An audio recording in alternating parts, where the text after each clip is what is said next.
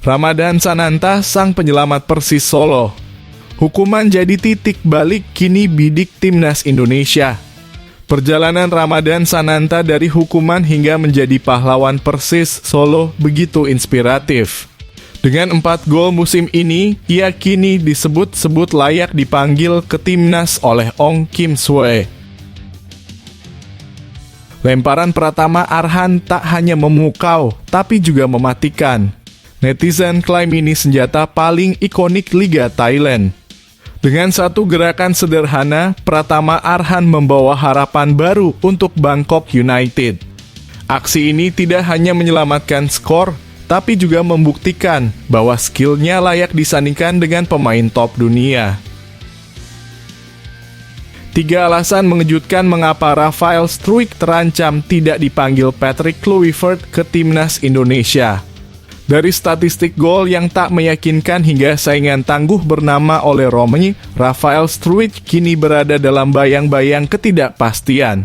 Akankah karirnya di timnas benar-benar berakhir? Begini ulasan dramatisnya.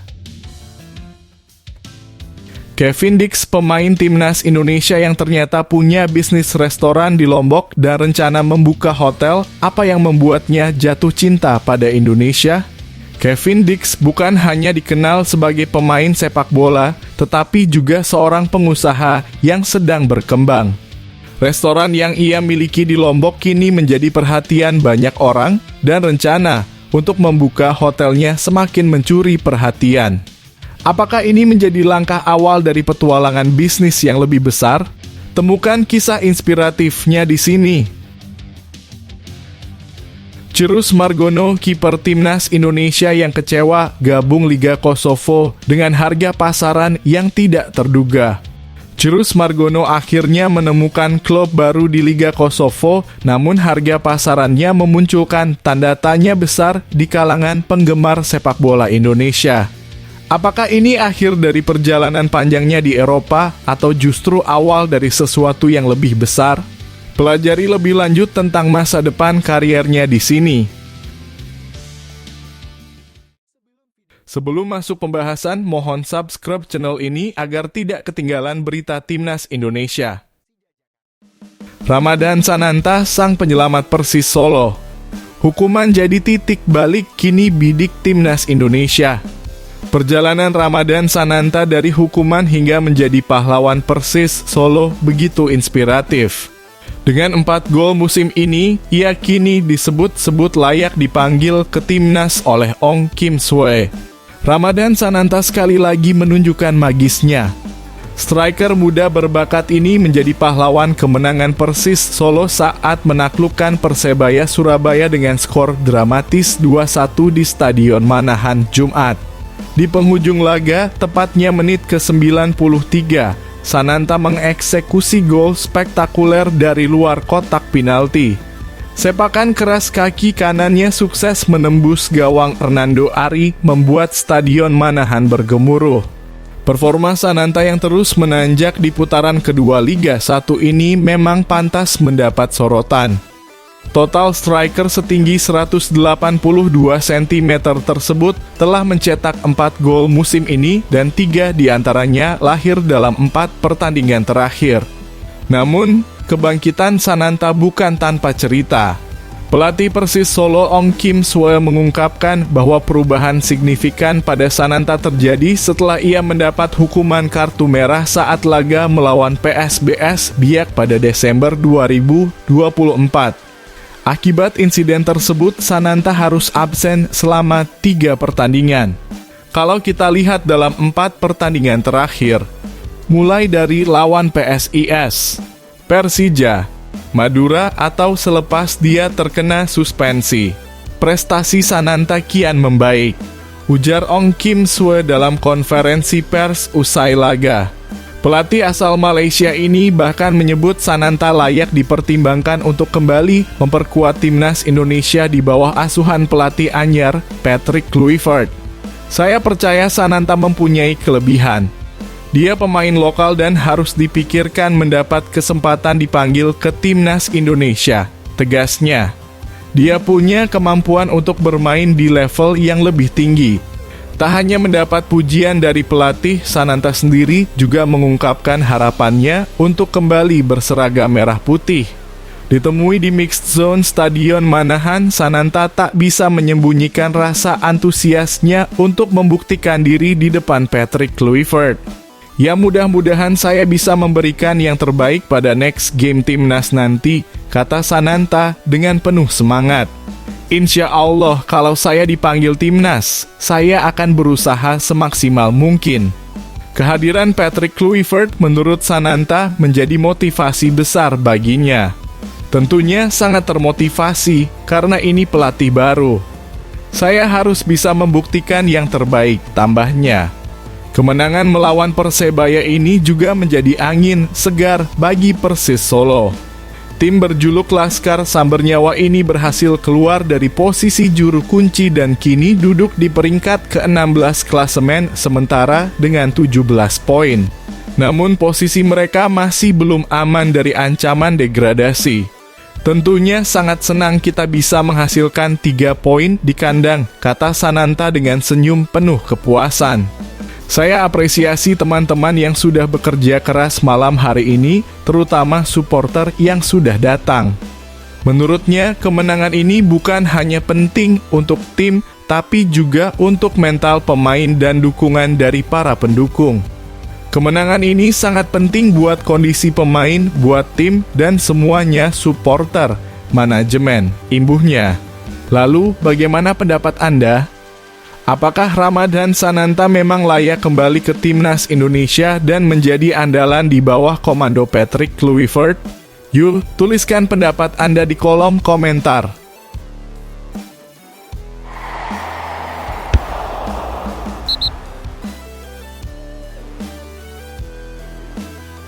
Lemparan Pratama Arhan tak hanya memukau, tapi juga mematikan. Netizen klaim ini senjata paling ikonik Liga Thailand. Dengan satu gerakan sederhana, Pratama Arhan membawa harapan baru untuk Bangkok United. Aksi ini tidak hanya menyelamatkan skor, tapi juga membuktikan bahwa skillnya layak disandingkan dengan pemain top dunia. Nama Pratama Arhan kembali menjadi sorotan usai aksi gembilangnya dalam laga Liga Thailand antara Bangkok United versus Rayong FC yang digelar di Stadion Thammasat Bangkok pada Jumat. Meski pertandingan berakhir dengan skor imbang 2-2, kontribusi bek timnas Indonesia itu sukses mencuri perhatian. Pratama Arhan menjadi bintang lapangan setelah salah satu gol Bangkok United tercipta melalui skema khasnya, yakni lemparan ke dalam jarak jauh. Aksi spektakuler ini bahkan diabadikan oleh Bangkok United dan diunggah ke media sosial mereka yang sontak langsung dibanjiri pujian dari netizen tanah air. Pertandingan sempat berjalan sulit bagi Bangkok United karena tim tamu berhasil unggul lebih dulu dengan skor 2-0. Namun titik balik terjadi di menit ke-34 ketika Mahmoud Id, mantan pemain Persebaya Surabaya, berhasil memanfaatkan lemparan jauh Pratama Arhan.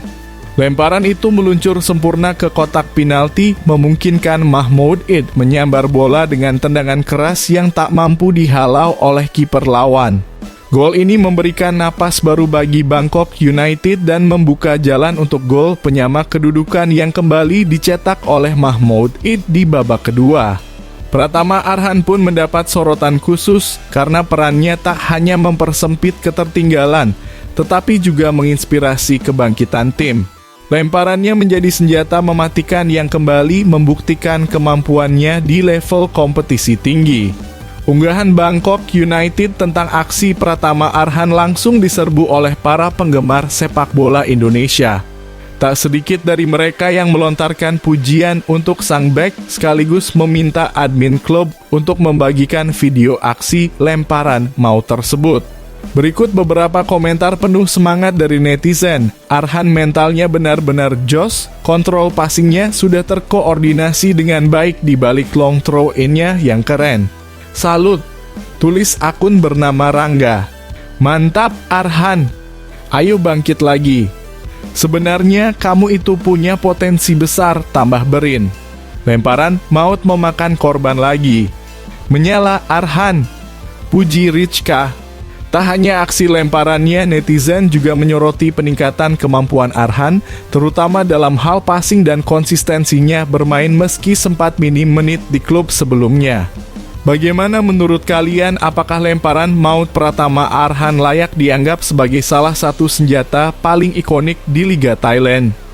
Yuk bagikan pendapat kalian di kolom komentar.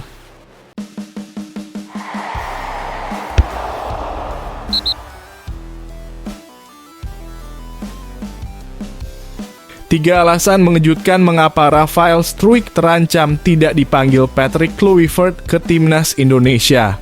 Dari statistik gol yang tak meyakinkan hingga saingan tangguh bernama Ole Romani, Rafael Struijk kini berada dalam bayang-bayang ketidakpastian. Akankah karirnya di timnas benar-benar berakhir? Begini ulasan dramatisnya. Rafael Struijk yang selama ini dikenal sebagai salah satu striker utama timnas Indonesia era Shin Tae-yong kini menghadapi tantangan berat. Peluangnya untuk mendapatkan panggilan dari pelatih anyar timnas Indonesia, Patrick Kluivert, disebut-sebut sangat kecil. Ada 3 alasan kuat yang menjadi dasar prediksi ini, dan inilah rinciannya. 1. Ketajaman yang dipertanyakan sebagai striker. Sebagai striker, catatan gol Rafael Struijk memang menjadi sorotan tajam. Pemain berdarah Belanda ini telah tampil sebanyak 22 kali untuk timnas Indonesia, tetapi hanya berhasil mencetak 1 gol saja dari seluruh penampilannya tersebut. Ketajamannya juga diragukan ketika ia membela timnas U23 Indonesia. Dari 8 pertandingan, Struijk hanya mampu mencetak 3 gol, angka yang tentu jauh dari kata memuaskan untuk seorang pemain depan. Namun di bawah kepemimpinan Shin Tae-yong, ia tetap diberikan kesempatan bermain karena etos kerjanya yang tinggi di lapangan. Apakah etos kerja saja cukup untuk membuatnya masuk ke dalam skema Patrick Kluivert? 2. Minimnya menit bermain di klub. Saat ini, Rafael Struijk berseragam Brisbane Roar, klub yang berlaga di A-League Australia. Meskipun klub ini sudah melakoni 18 pertandingan, Struijk hanya tampil 9 kali dan sebagian besar sebagai pemain pengganti. Lebih memprihatinkan lagi, ia bahkan menjadi penghangat bangku cadangan dalam 4 laga terakhir Brisbane Roar. Situasi ini tentu menjadi tantangan besar, mengingat Patrick Kluivert secara tegas menyatakan hanya akan memanggil pemain dengan menit bermain yang cukup di klubnya. Pada konferensi pers perkenalannya di Jakarta, Kluivert menegaskan hal ini, main di klub dengan buat negara sangat berbeda. Waktu persiapan singkat, level kebugaran pemain timnas juga sangat berbeda. Ia juga menambahkan ini semua jadi faktor pertimbangan, bukan hanya faktor talenta satu pemain. Jadi ada pertimbangan besar dalam membuat keputusan. Apakah dengan menit bermain yang minim, Struijk masih bisa menarik perhatian Kluivert? 3. Hadirnya Ole Romani sebagai opsi baru. Yang mungkin menjadi penghalang terbesar bagi Rafael Struijk adalah kedatangan Ole Romani. Romani meski bukan striker murni, memiliki rekam jejak yang jauh lebih mentereng. Ia pernah mencetak 11 gol dari 33 pertandingan di Eredivisie 2022-2023 bersama FC Emmen. Catatan ini tentu menjadi nilai tambah besar untuknya, apalagi ia bermain di kompetisi top Eropa. Ketua Umum PSSI Erick Thohir juga tak ragu memberikan pujian, kemampuan Ole sangat mumpuni. Meski baru memperkuat Oxford, dia sudah tampil baik dalam 2 laga awal meski belum mencetak gol. Erick juga menambahkan harapannya, saya harap dia bisa menjadi andalan baru timnas untuk cetak gol ke gawang lawan. Dengan performa gemilang dan dukungan dari berbagai pihak, Romani jelas menjadi ancaman nyata bagi posisi Struijk di lini depan timnas Indonesia. Melihat ketiga alasan ini, tak heran jika peluang Rafael Struijk dipanggil oleh Patrick Kluivert semakin kecil. Namun, apakah ini berarti akhir dari perjalanan Struijk di timnas Indonesia? Bagaimana menurut Anda, apakah Rafael Struijk layak diberi kesempatan lagi, atau sudah saatnya timnas Indonesia melangkah ke opsi baru seperti Ole Romani? Bagikan pendapat Anda di kolom komentar.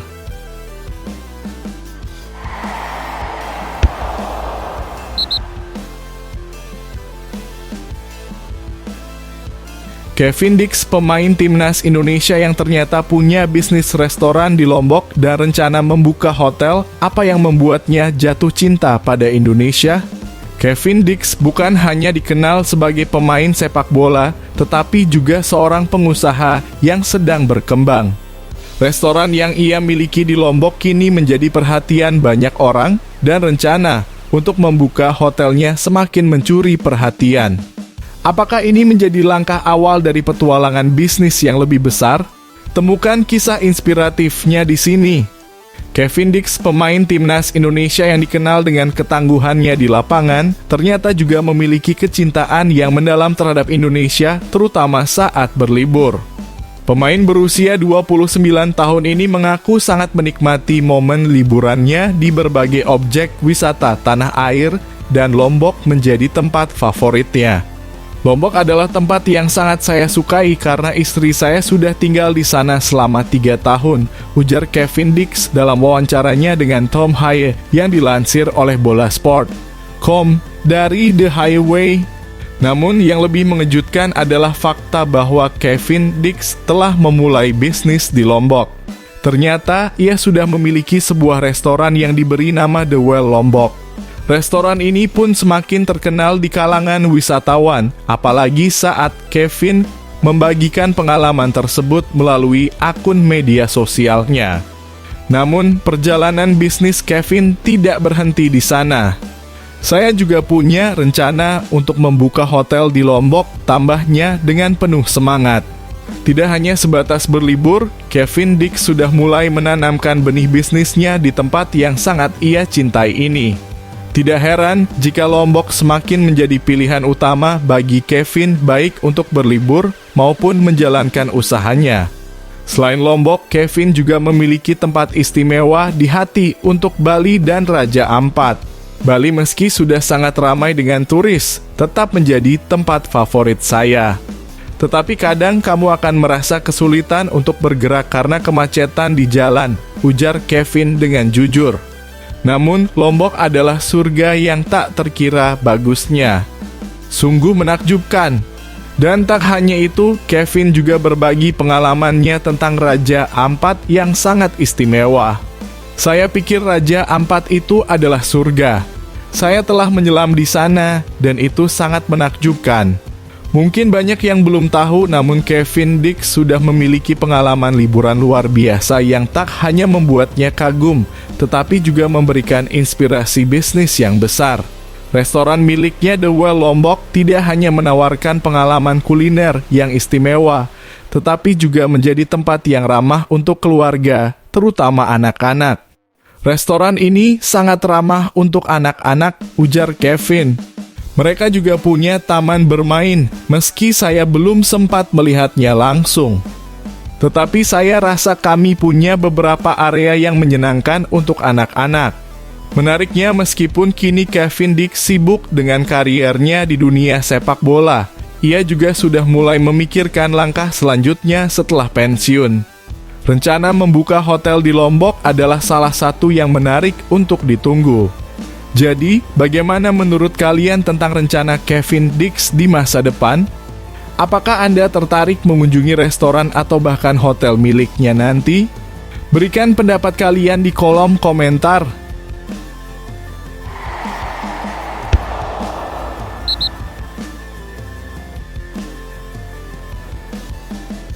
Cirus Margono, kiper timnas Indonesia yang kecewa gabung Liga Kosovo dengan harga pasaran yang tidak terduga. Cirus Margono akhirnya menemukan klub baru di Liga Kosovo, namun harga pasarannya memunculkan tanda tanya besar di kalangan penggemar sepak bola Indonesia. Apakah ini akhir dari perjalanan panjangnya di Eropa atau justru awal dari sesuatu yang lebih besar? Pelajari lebih lanjut tentang masa depan kariernya di sini. Kiper timnas Indonesia, Cirus Margono, kini tengah menjadi perbincangan hangat di kalangan pecinta sepak bola tanah air. Pasalnya, ia baru saja bergabung dengan klub elite Liga Kosovo KF Dukakjini, dan hal ini memunculkan banyak perhatian, terutama soal harga pasaran terbarunya. Kabar tentang transfer Cirus Margono diumumkan langsung melalui akun Instagram resmi KF Dukagini. Dalam unggahannya, klub Liga Kosovo itu menuliskan selamat datang Cirus Margono sebagai sambutan resmi bagi kiper kelahiran 9 November 2001 tersebut. Sebelumnya, sejak 1 Juli 2024, Cirus diketahui tidak memiliki klub setelah kontraknya bersama Panathinaikos B di Yunani berakhir. Bersama Panathinaikos B, Cirus mencatatkan 17 penampilan pada musim 2023-2024 dengan statistik 24 kebobolan dan 3 clean sheet menurut catatan Transfermarkt. Cirus Margono resmi menjadi warga negara Indonesia pada 21 Maret 2024 setelah melewati proses yang tidak mudah. Meski memiliki 2 kewarganegaraan yakni Indonesia dan Amerika Serikat, Cirus terlambat memilih kewarganegaraan ketika usianya menginjak 21 tahun. Akibatnya, ia harus menjalani berbagai prosedur sebelum akhirnya bersumpah sebagai WNI di Kanwil Kemenkumham DKI Jakarta. Meski kini berstatus sebagai pemain timnas Indonesia, Cirus tidak termasuk dalam kategori pemain naturalisasi karena ia memang memiliki darah Indonesia dari awal. Harga pasaran terbaru Cirus Margono dibandingkan dengan diaspora lainnya saat ini, harga pasaran Cirus Margono tercatat sebesar 50.000 euro atau sekitar 869 juta berdasarkan data Transfermarkt.